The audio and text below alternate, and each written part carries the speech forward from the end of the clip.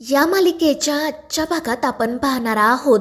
दिशा अहिल्याच्या ताटातील पोळी भाजी खाते आणि मग सगळ्यांना म्हणू लागते की बघितलंत ना, मी आत्ता 2 घास खाल्ले पण तरीही मला काही झालं का नाही ना. मी तुमच्यासमोर जिवंत उभी आहे, पण मला माहीत आहे मी कितीही तुम्हाला समजवण्याचा प्रयत्न केला ना, तरीही तुमचा माझ्यावर विश्वास बसणारच नाही. पण दिशाच्या या बोलण्याचा कोणावर काहीच परिणाम होत नाही. पारुला आणि सावित्रीलाही आश्चर्य वाटत असतं की हिने नक्कीच जेवणामध्ये काहीतरी मिसळलं होतं, मग हिला काही झालं कसं नाही. आणि मग परितोष पारुला म्हणू लागतो की पारू, तू दिशावर संशय घेऊन खूप मोठी चूक केली आहे. बघितलंस ना, माझ्या दिशाने जेवणामध्ये काही मिसळलं नव्हतं. आता तू तिची माफी मागायला हवी. आणि हे ऐकून पारू रागातच दिशाकडे पाहत असते. पण मग अहिल्या तो विषय तिथेच थांबवते आणि म्हणते की आता आपण सगळ्यांनी जेवण करूयात. पण मग तिच्या लक्षात येतं की तिच्या आधीच दिशाने तिच्या ताटातील पोळी भाजी खाल्ली आहे. आणि त्यावेळी ती दिशा नाटक करत म्हणू लागते की सॉरी एक सासूमॉम, माझ्याकडून ना खूप मोठी चूक झाली. या घरातील महत्त्वाचा नियम विसरले आणि खुशाल तुमच्या ताटातील पोळी भाजी खाल्ली. मी विसरूनच गेले होते की या घरचा एक नियम आहे, पहिला घास घरच्या मालकिनीने म्हणजेच तुम्ही घेतल्याशिवाय इतर कोणीही जेवण करत नाही. पण आज मी नकळतपणे तुमच्या आधी जेवण केलं, तुमच्याच ताटातील घास खाल्ला. माझ्याकडून ना खूप मोठी चूक झाली, मला माफ करा. आणि दिशाचं हे नाटक बघून सगळेच जण रागात तिच्याकडे पाहू लागतात. आणि मग अहिल्या रागातच तेथून जाण्यासाठी निघते, पण दिशा पुन्हा एकदा तिला थांबवते आणि म्हणू लागते की एक सासूमॉम, मला माहिती आहे तुमचा कोणाचाही माझ्यावर विश्वास नाही आहे, आणि म्हणूनच मी एक निर्णय घेतला आहे. आजपासून दररोज सगळ्यात आधी जेवणाचा पहिला घास मी घेईल आणि मग त्यानंतरच तुम्ही जेवण करायला सुरुवात करा. म्हणजे तुम्हाला समजेल की मी जेवणामध्ये काही मिसळलेलं नाही आहे. आणि दिशाचं असं बोलणं ऐकून सगळेच जण न जेवता तेथून निघून जातात. दिशा मात्र हसतच पारूकडे पाहत असते. त्यानंतर मग घरातील सगळेजण हॉलमध्ये एकत्र गप्पा मारत बसलेले असतात. अहिल्या त्या परितोषला म्हणत असते की आता तुझं लग्नही झालं आहे, तुझ्यावर एका व्यक्तीची जबाबदारीही आली आहे, तर मग तू घरी बसण्यापेक्षा तुझ्या बिझनेसकडे लक्ष द्यायला हवं. तर तो परितोष म्हणत असतो की हो आत्या, तू काही काळजी करू नको, माझ्या बिझनेसकडे अगदी व्यवस्थित लक्ष आहे. आणि आता ना मी नवीन बिझनेस सुरू करणार आहे, मुंबईतले सगळे रस्ते एकदम चकाचक करणार आहे. आणि हे ऐकून अहिल्या आश्चर्याने विचारते की नक्की काय करणार आहेस तू. आणि त्यावेळी तो परितोष सांगू लागतो की मी ना मुंबईमधले सगळे रस्ते मार्बलचे करणार आहे. आणि त्याचं हे बोलणं ऐकून सगळेजण तर डोक्यालाच हात लावतात. श्रीकांत त्याला समजवण्याचा प्रयत्न करत असतो, पण काही उपयोग होत नाही. आणि तितक्यात पोलीस घरी येतात. ते परितोषबद्दलच विचारत असतात. तर परितोष आनंदाने म्हणतो की मीच आहे परितोष, काय झालं. आणि त्यावर तो इन्स्पेक्टर म्हणतो की तुमच्या विरोधात खूप लोकांच्या तक्रारी आल्या आहेत, तुम्ही खूप मोठा फ्रॉड केला आहे, त्यामुळे आम्हाला आता तुम्हाला अटक करावीच लागेल. आणि हे ऐकून सगळ्यांनाच धक्का बसतो. आणि मग पोलीस परितोषला अटक करून घेऊन जातात. आणि त्यावेळी दिशा चक्कर येऊन पडते. पण सगळ्यांनाच माहिती असतं की हे फक्त दिशाचं एक नाटक आहे.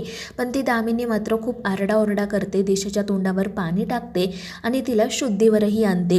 तर दिशा रडतच म्हणत असते की न्यू सासूमॉम, मला माझ्या परीश्वरची खूप काळजी वाटते, त्यांना काही होणार तर नाही ना. तुम्ही प्लीज एक सासूमॉमला परितोषला पोलिसांच्या तावडीतून सोडवायला सांगा ना. आणि त्यावेळी दामिनी म्हणते की तू नको ग काळजी करू, बघ आता वहिनी आदित्यला पाठवतील आणि परितोषला सोडवून आणतील. पण हे ऐकून आदित्य म्हणू लागतो की आई, मी असं काही करणार नाही आहे. पण अहिल्या म्हणते की आदित्य, दिशासाठी नाही पण निदान माझ्यासाठी तरी तू परितोषला पोलिसांच्या ताब्यातून सोडवून आण. आणि ते ऐकून आदित्य आणि प्रीतम चिडतात, पण नाईलाजाने मग पोलीस स्टेशनला जाण्यासाठी निघतात. तर दिशा मनाशी म्हणत असते की हा परितोष ना खरंच मूर्ख आहे, आता याने काय केलं आहे काय माहिती. ठीक आहे, त्याचं काही झालं तरी मला कुठे काय फरक पडणार आहे. तर दुसरीकडे परितोष त्या इन्स्पेक्टरला सांगण्याचा प्रयत्न करत असतो की फ्रॉड म्हणजे काय हे मला माहिती नाही आहे, मग तुम्हीच सांगा मी फ्रॉड कसा काय करेल, तुमचा काहीतरी गैरसमज झाला आहे. तर इन्स्पेक्टर म्हणत असतो की हे बघा, खूप लोकांनी तुमच्या विरोधात तक्रारी दाखल केल्या आहेत, त्यामुळे आम्हाला ॲक्शन घ्यावीच लागेल. आणि त्याचवेळी आदित्य प्रीतम त्या ठिकाणी येतात. मग ते दोघेजण इन्स्पेक्टर साहेबांसोबत बोलू लागतात. आदित्य म्हणत असतो की इन्स्पेक्टर साहेब, आम्ही परितोषला खूप आधीपासून ओळखतो. तो कधीच कोणाला फसवणार नाही, तो असा माणूस नाही आहे. मात्र इन्स्पेक्टर त्या दोघांना सांगतो की हे बघा, खूप लोकांनी याच्या विरोधात तक्रार केली आहे.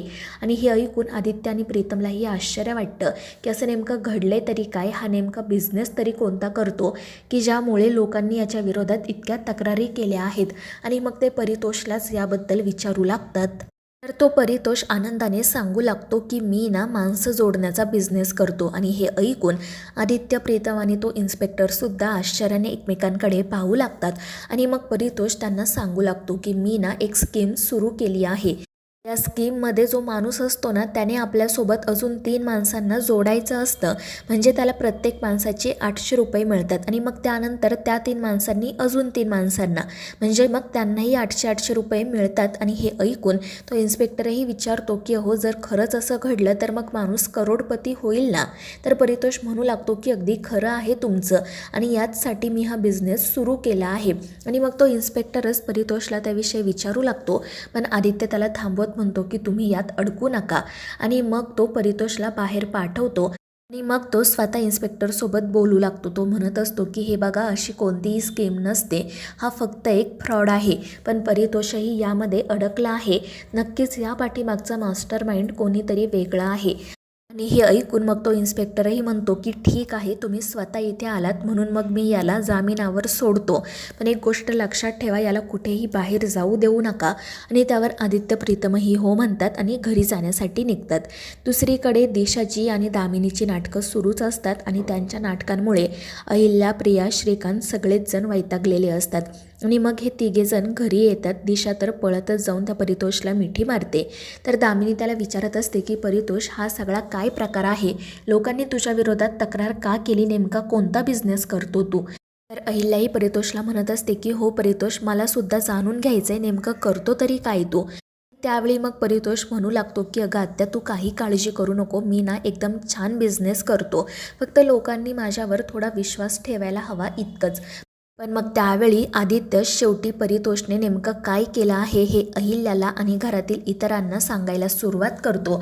आणि ते सगळं काही ऐकून सर्वजण तर डोक्यालाच हात लावतात. ती दिशाही मनाशी म्हणत असते की हा परितोष ना खरंच मूर्ख आहे. बरं झालं याला पोलिसांनीच ताब्यात घेतलं. जर हा चुकूनही त्या इन्व्हेस्टर्सच्या हातात सापडला असताना तर त्यांनी याला तुडवलं असतं. आणि मग त्यानंतर अहिल्या प्रीतमला आणि आदित्यला म्हणते की ज्या लोकांनी परितोषच्या स्कीममध्ये पैसे गुंतवले होते त्यांना त्यांचे सगळे पैसे आपण परत करूयात. पण हे ऐकून ते दोघेही चिडून म्हणतात की आई, आपण कशाला लोकांचे पैसे परत द्यायचे? यात काही आपली चूक आहे का?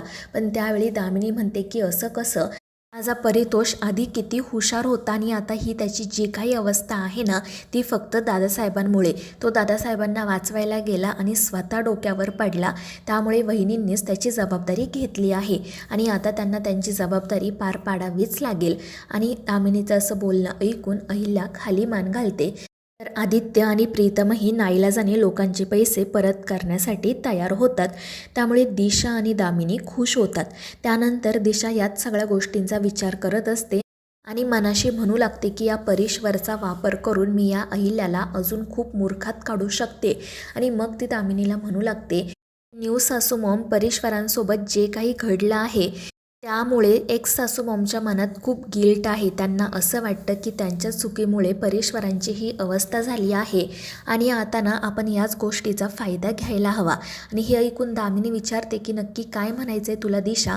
तर दिशा दामिनीला असं सांगू लागते की आता तुम्ही बाहेर जाऊन तमाशा करा, सगळ्यांना असं सांगा की दादासाहेबांचा जीव वाचवताना परितोषची ही अशी अवस्था झाली आहे, त्याचं फ्युचरही आता सिक्युअर राहिलेलं नाही आहे. आणि मग त्यामुळे अहिल्याच्या मनातील गिल्ट अजून वाढेल आणि मग त्याचाच फायदा आपण करून घ्यायचा. या सगळ्यामुळे तुमचंसुद्धा घरातील महत्त्व वाढेल, तुम्ही पुढच्या अहिल्यादेवी किर्लोस्कर बनाल. आणि हे ऐकून दामिनीसुद्धा खुश होते आणि दिशाने सांगितल्याप्रमाणे काम करायला होकारही देते. तर दुसरीकडे मारुती जेवण करण्यासाठी बसलेला असतो. पारू त्याला जेवण वाढत असते, पण मारुतीचं काही जेवणाकडे लक्षच नसतं. पारू त्याला म्हणत असते की अरे बा, हे काय चाललंय तुझं? तू आजकाल कोणाशी काही बोलत नाही, पोटभर जेवतही नाही. गणी देखील मला सांगत होता की तू त्याच्याशीही आता बोलत नाहीये. मात्र त्यावेळी मारुती काहीच उत्तर देत नाही किंवा तो पारूकडे साधं बघतही नाही. आणि मग तो सरळ ताटावरून उठतो आणि बाहेर जाण्यासाठी निघतो. पण तितक्यात त्याला चक्कर येते, त्यामुळे पारू घाबरून त्याला सावरण्यासाठी जाते. पण मारुती तिला हातही लावू देत नाही आणि मग तो काही न बोलताच घरातून बाहेर पडतो. आणि त्याची अशी अवस्था पाहून पारूला तर खूपच त्रास होतो. तर मित्रांनो, या मालिकेच्या पुढील भागांच्या अपडेटसाठी आपल्या चॅनेलला सबस्क्राईब करा.